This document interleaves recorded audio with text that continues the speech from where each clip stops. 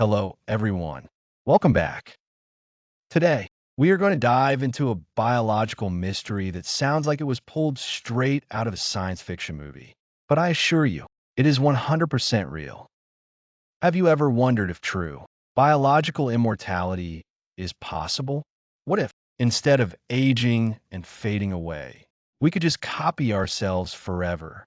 Before we begin this fascinating journey, a mandatory and very important reminder. This video is for educational and informational purposes only. It does not constitute medical advice. The science of aging, genetics, and concepts like cellular reprogramming are incredibly complex and are currently in their experimental, early research stages. They are not currently available as anti-aging therapies. Always consult a qualified healthcare professional for any health concerns or before making changes to your lifestyle. Never substitute internet research for professional medical care. With that said, let's talk about the ultimate quest for infinite life. Institutions like the National Institute on Aging, Harvard University, the Salk Institute, and the CDC are constantly studying the mechanisms of cellular decay to understand how we age.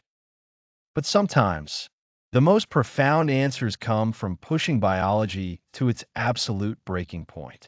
In 1997, the world was stunned by the birth of Dolly the sheep, which proved that the nucleus of a mature, differentiated somatic cell could be successfully reprogrammed back to an embryonic state. This process is known as somatic cell nuclear transfer, or SCNT. It shattered the long-held biological dogma that cellular differentiation was a strictly one-way street. But it immediately sparked a massive theoretical question. Could a mammalian lineage be sustained indefinitely through serial cloning, effectively achieving genetic immortality? For decades, empirical data said no. In agricultural animals like pigs, cows, and goats, serial cloning attempts routinely failed after just 2 to 3 generations. The clones suffered from high pregnancy loss, profound placental abnormalities, and developmental arrest, hitting what scientists called an insurmountable reprogramming ceiling. But a team of researchers, eventually based at the University of Yamanashi, decided to test the absolute biological limits. Starting in 2005, they embarked on an exhaustive 20-year longitudinal experiment. Their ambitious goal was to serially clone a single female donor mouse for as many generations as possible. Over 2 decades, they conducted more than 30,000 individual nuclear transfer attempts, ultimately producing over 1,200 cloned female mice across 58 consecutive generations. How did they get past a roadblock that stopped pigs and cows? The researchers used cumulus cells, specialized cells that nurture the developing ovarian follicle, as the exclusive nuclear donors. To help the adult cell forget its identity, they used a pharmacological intervention, a chemical called trichostatin A, TSA. TSA is an epigenetic modifier that relaxes the chromatin structure and promotes widespread transcriptional activation, significantly enhancing the efficiency of nuclear reprogramming without killing the cell.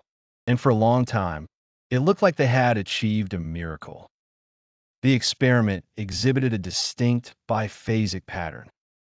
During the initial phase, from generation 1 to generation 25, the cloning success rate steadily and robustly increased. It climbed from a baseline of about 7% up to an unprecedented 15.5% around the 26th generation. These recloned mice looked phenotypically indistinguishable from the original donor, maintained typical body weights, and lived normal 2-year lifespans. In 2013, when preliminary results for the first 25 generations were published, researchers even postulated that cloning could perhaps continue indefinitely. Had they found a loophole in biological aging? Unfortunately, nature has a very strict set of rules. Immediately following this peak, at the 26th generation, a protracted and irreversible terminal decline began.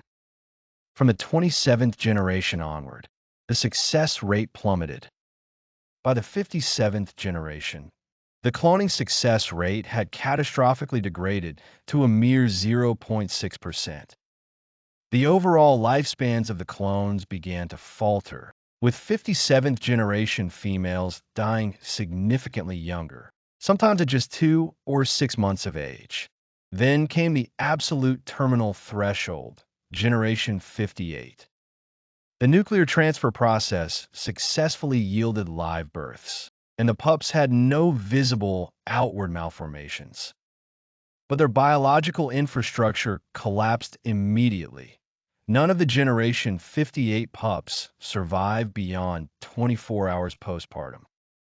The lineage suffered a sudden, complete total mortality, proving conclusively that serial cloning in mammals is ultimately unsustainable.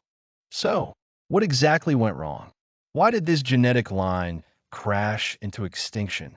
The answer was hidden deep within the nuclear genome. Exhaustive whole genome sequencing revealed that the primary cause of failure was not a runaway accumulation of epigenetic errors, but a silent, cumulative catastrophe of hard-coded genetic mutations. The baseline mutation rate in the clones was approximately 3 times higher than in naturally mating populations. With each successive round of cloning, the mice accumulated an average of 70 novel single nucleotide variants and small insertions or deletions. By the 57th generation, the murine genome harbored about 3,700 heavily accumulated single nucleotide variants. Even worse, they accumulated massive structural variations, averaging 1.5 per generation, which included expansive genomic deletions and gross chromosomal aneuploidies. In late-stage clones, researchers consistently observed the recurrent physical loss of an entire X chromosome, which fundamentally destabilized embryonic development. One of the most devastating hits was to a highly specific gene called CSMD1. This gene encodes a massive protein that functions as a critical regulatory node across multiple systems. It protects developing neural circuits in the brain from inappropriate synaptic pruning, maintains fertility, and acts as a potent tumor suppressor gene in various tissues. In the late generation clones, the structural mutations resulted in a homozygous loss of the CSMD1 gene's function. The loss of this gene, acting synergistically with thousands of other mutations, likely exceeded the absolute biological threshold for embryonic viability. This irreversible accumulation of genetic errors perfectly illustrates a concept in evolutionary biology known as Muller's ratchet. Proposed by geneticist Hermann Joseph Muller, the theory posits that in small, obligate asexual populations, slightly deleterious mutations will accumulate irreversibly over time because there is no genetic recombination to purge them. The experiment also provided a devastating empirical refutation of a pseudoscientific concept called genetic entropy, which falsely claims that all biological genomes are in a state of perpetual decline. The Yamanashi researchers proved exactly how nature fights this decay. It took highly mutated, later generation cloned females from the 50th and 55th generations and allowed them to mate naturally with normal male mice. While the heavily mutated clone mothers suffered from significantly depressed fecundity and tiny litter sizes, the specific embryos that did survive to full term developed into entirely healthy, morphologically normal, and highly fertile offspring.